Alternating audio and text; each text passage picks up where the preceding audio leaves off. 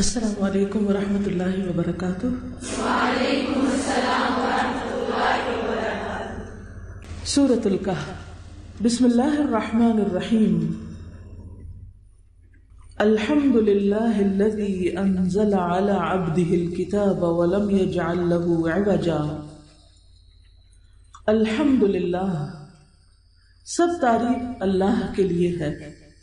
الذی، جس نے، انزل علی عبدہ الکتاب، اپنے بندے پر کتاب اتاری، ولم یجعل لہ عوجا، اور نہیں بنایا اس کے لیے کوئی بھی ذرا بھی ٹیڑھا پن، اس میں کوئی عوج نہ رکھا، کوئی پیچیدگی نہ رکھی۔ الحمدللہ، ہم تعریف کو کہتے ہیں، پریز۔ ہم کا ایک اور معنی شکر یعنی تھینکس کا بھی آتا ہے۔ ہم سے ملتا جلتا ایک لفظ مدح بھی ہوتا ہے، لیکن ان تینوں میں فرق ہے۔ ہم تعریف کے لیے آتا ہے، لیکن ایسی تعریف جو محبت کے اظہار کے طور پر ہو، expression of love and glorification, کسی کی خوبی اور کمال جو اس کے اپنے اختیار اور ارادے کی وجہ سے ہو، اس بنا پر اس کی تعریف کرنا، ایسی تعریف جس میں تعظیم اور محبت شامل ہو۔ تعریف کب کسی کی جاتی؟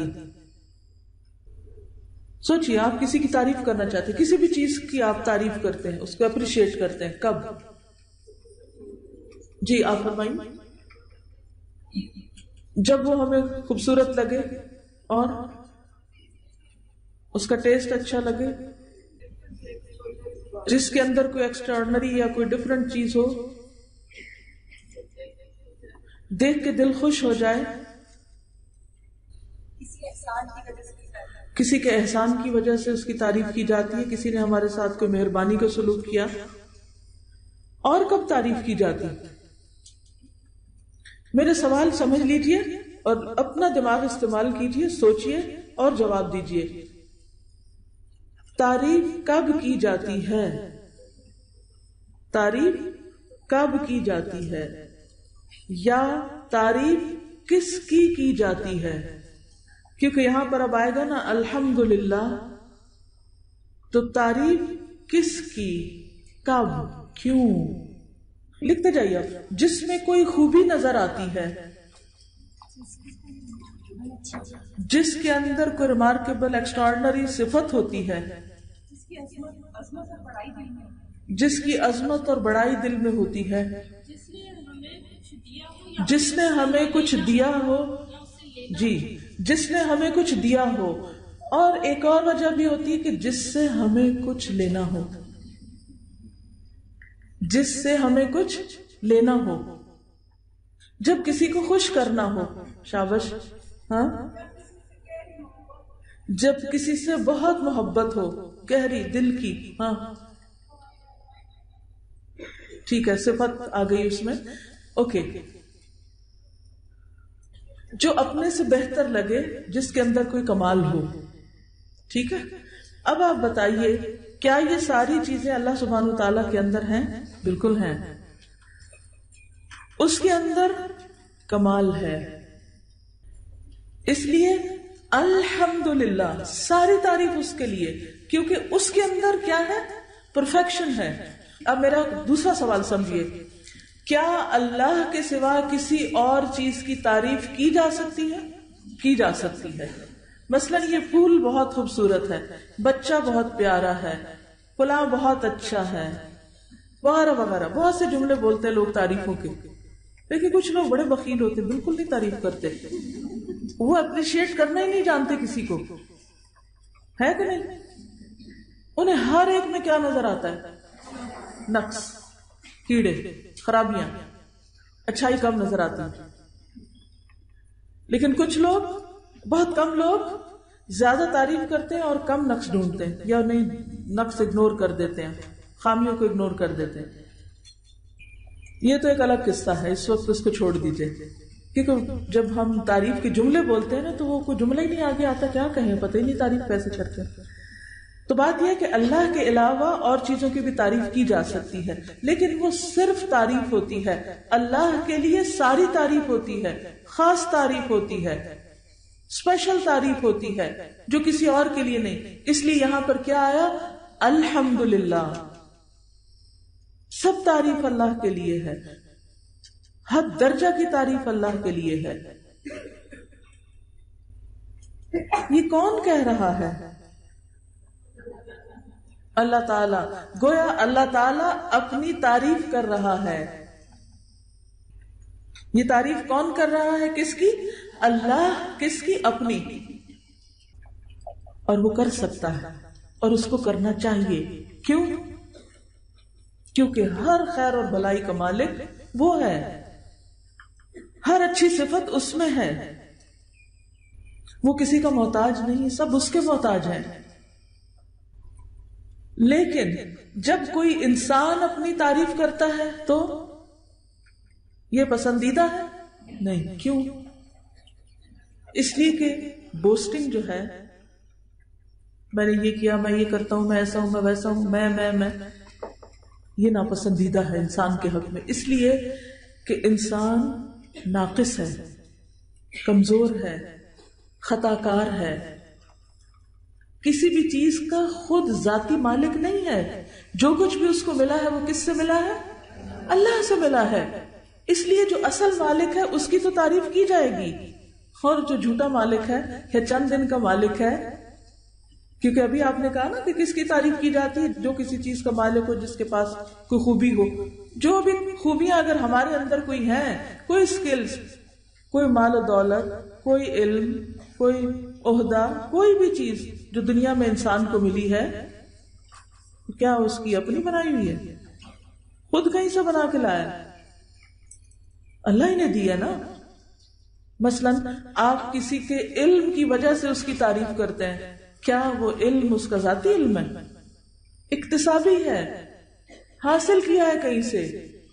تو اصل تعریف کس کی ہے؟ جو سورس آف نالج ہے۔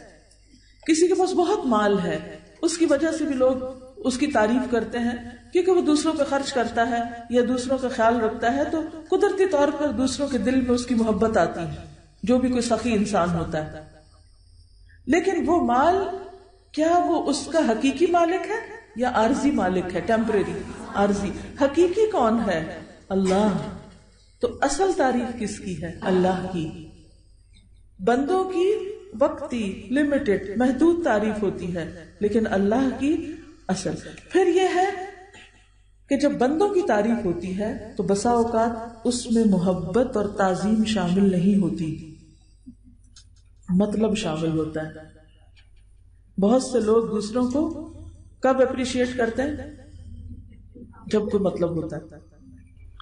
بعض اوقات آپ کوئی خط پڑھتے ہیں، کسی شخص کے منہ سے کوئی اپنی تعریف سننا شروع کرتے ہیں، تو انتظار کیجئے کہ اس کے بعد کیا آتا ہے۔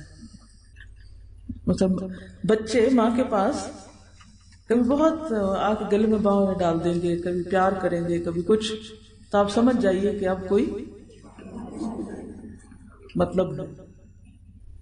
انسان عموماً انسانوں کی قدر تعریف صرف اس وقت کرتا ہے، عمومی طور پر، ہمیشہ نہیں، جب ان سے کوئی مطلب ہوتا ہے۔ اور بعض اوقات وہ تعریف حمد نہیں ہوتی، وہ تعریف مدح ہوتی ہے۔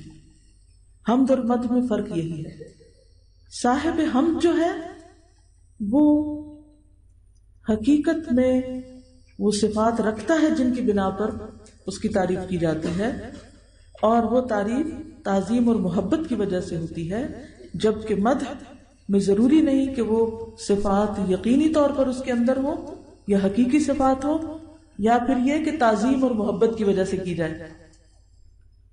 اور شکر تو اس وقت کسی کا کیا جاتا ہے جب کوئی آپ پر احسان کرتا ہے۔ اب فرق سمجھ آ گیا تینوں کا؟ شکر کب کرتے ہیں؟ جب کوئی آپ پر احسان کرتا ہے۔ اب مثلاً اگر کسی نے آپ کے ساتھ کچھ نہیں کیا تو آپ اس کو تھینک یو تو نہیں بولتے۔ کب بولتے ہیں تھینک یو؟